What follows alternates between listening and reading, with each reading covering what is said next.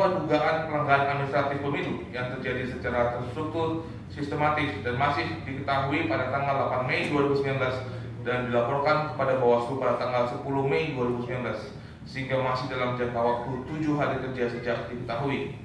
Bawaslu terhadap hasil pemeriksaan sebagaimana dimaksud huruf B mengambil kesimpulan sebagai berikut. 1.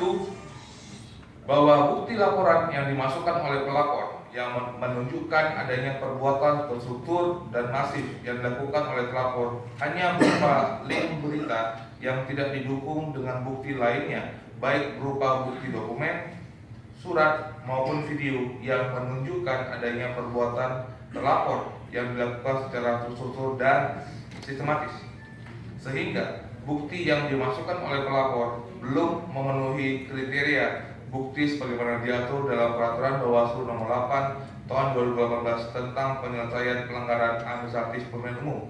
2. Bahwa pelapor tidak memasukkan bukti yang menunjukkan adanya perbuatan terlapor yang dilakukan secara sistematis dengan adanya pertemuan yang diinisiasi oleh terlapor untuk melakukan perbuatan administratif yang terstruktur, sistematis, dan masif dalam pemilihan umum Presiden dan Wakil Presiden tahun 2019, sehingga laporan pelapor belum memenuhi kriteria persyaratan bukti sistematis.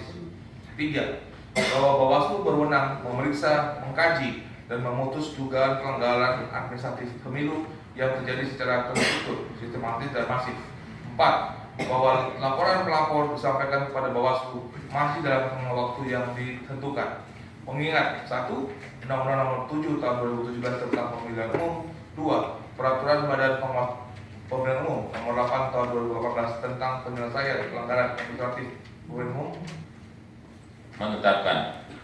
Menyatakan laporan dugaan pelanggaran administratif pemilu TSM tidak dapat diterima.